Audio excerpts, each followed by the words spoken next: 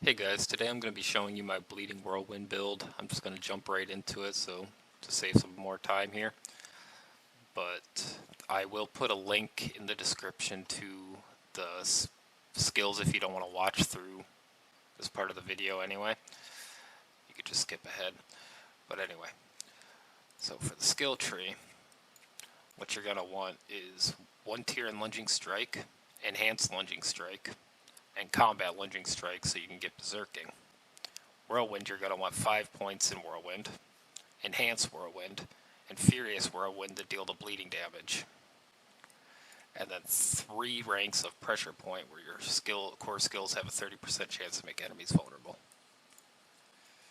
You're going to want 1 rank in Ground Stomp, Enhanced Ground Stomp, Strategic Ground Stomp to reduce the cooldown of your ultimate skill by 1 second for each enemy damaged by Ground Stomp. You're going to want 3 points in Imposing Presence to gain 15% additional maximum life, just makes you tankier. Rallying Cry is optional, you can swap this out for a bunch of different stuff. I just like using this for the free Unstoppable. But it increases your movement speed and resource generation, which is also nice. Enhanced Rallying Cry, Strategic Rallying Cry, to grant Fortify. Now you're going to want Swiftness, just 1 rank in there, to get 3 in Quick Impulses to reduce the duration of crowd impairing effects by 18%. Now I have 3 ranks in Leap from item contribution right now, but you're going to want 5 in Leap. You're going to want Enhanced Leap, and then Power Leap to, so if Leap damages at least 1 enemy, you get 40 Fury. So that's going to be a big source of Fury generation for your Whirlwind. You're going to want 1 point in Aggressive Resistance for 3% damage reduction while Berserking.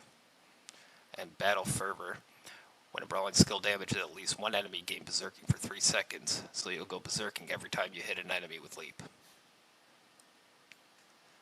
You're going to want Pit Fighter to deal 9% increased damage to close enemies and gain 6% distant damage reduction.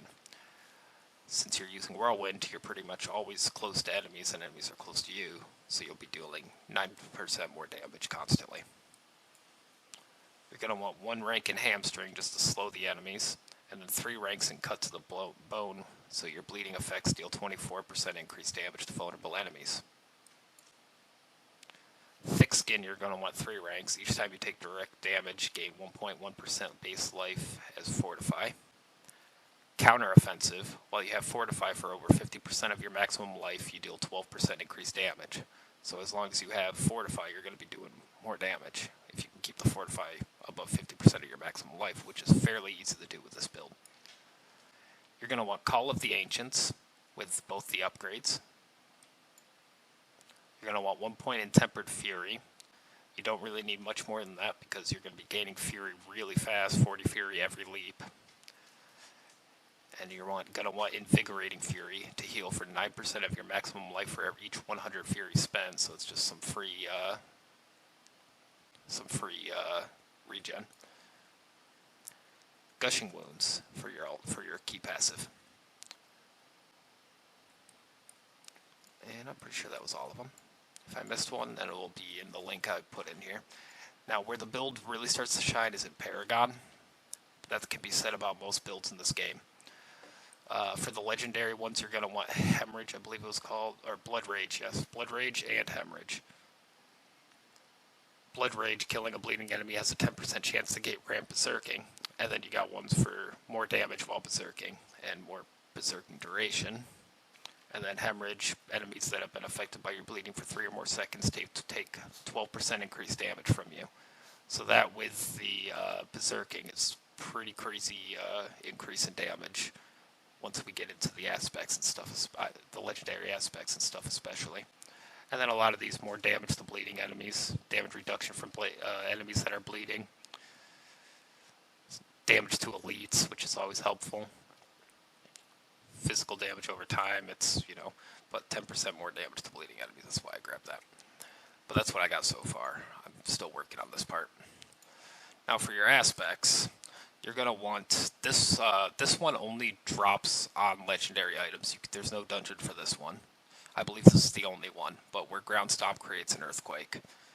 You deal 16% increased damage while you're standing in the earthquake as well. And it combos with the leap creates an earthquake, where you take reduced damage while standing in the earthquake. So you only need one earthquake. It doesn't have to be the Ground Stomp earthquake to get the benefits of the leap, and vice versa. So while standing at either of the earthquakes, you you take less damage and you do more damage. You're going to want damage reduction for each nearby bleeding enemy up to 20%. This one I swapped out recently because there's one where Whirlwind can pull enemies to you, and while that's great, pulling them into your earthquakes, it doesn't seem to be as consistent. So I kind of swapped it off for this. Like, the pull just doesn't seem to proc as often as you'd like, but stunning them just increases the damage to them if you use stats that increase damage to stun enemies, which you're going to want to use. Each point of fury generated while at maximum fury grants 10 fortify, well, up to 23% fortify on your guys, so you do more damage while you're fortified anyway. So you're going to want to generate as much. Damaging an enemy with kick or ground stomp resets leap's cooldown. This is pretty optional because, well, I'll go into that once I get to that aspect. Whirlwind believes behind Dust Devils. This is a low roll on it. It definitely is going to get better, but that's pretty standard for Whirlwind builds. Now this is the one where this one can be replaced just because of this, but reduces the cooldown of leap by 5 seconds per enemy hit, up to a maximum of 9 seconds. So when you hit 2 enemies, it's got a 3-second cooldown. So resetting the cooldown by using Ground Stomp can easily be replaced.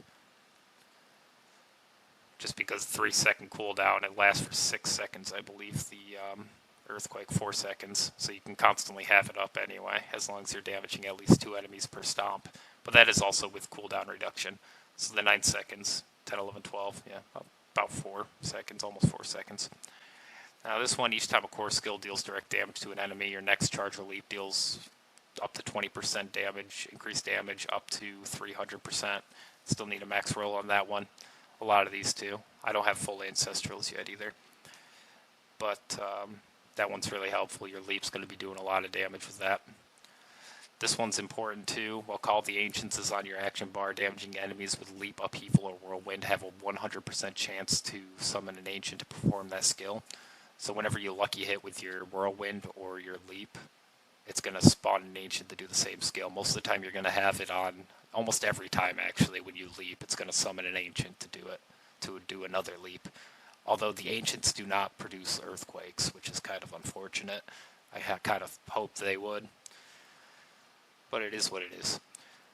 Whirlwind's crit strike chances increase by 8% each second's channel, up to 24%. I'm not entirely sure if this works if it's not on the weapon you're using, but I just have that there. I'm not too concerned with it. It performs just fine with it. I know this one does, though. So after generating 100 Fury, your next core skill creates a Dust Devil that deals damage to enemies behind the target, which that one... It's just more Dust Devils, so more spinning going on here. But that's it for the aspects. So you're going to keep an eye out for these. This one I believe is the only one that you have to get from a drop. All the other ones I believe can be gotten from dungeons. I could be wrong. You'd have to double check. But yeah, I'll put a clip in here showing how it performs, and remember in the description below there's going to be a link to the actual build if you if you just skip past this part.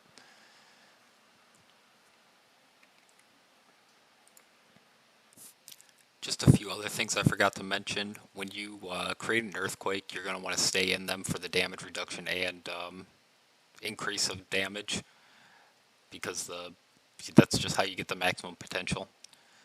But the build is pretty simple to use. Just leap into a group of enemies, start spinning, and then with single targets you can pretty much just lure them to other bigger groups. So you hit 2, then you try to stand in the earthquake. I didn't really do it here. And then, yeah, that's pretty much it. But I hope you enjoyed the build.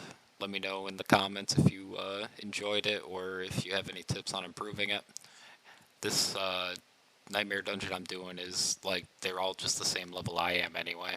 So, but it does perform pretty well on higher level enemies as well. Pretty much the same, actually.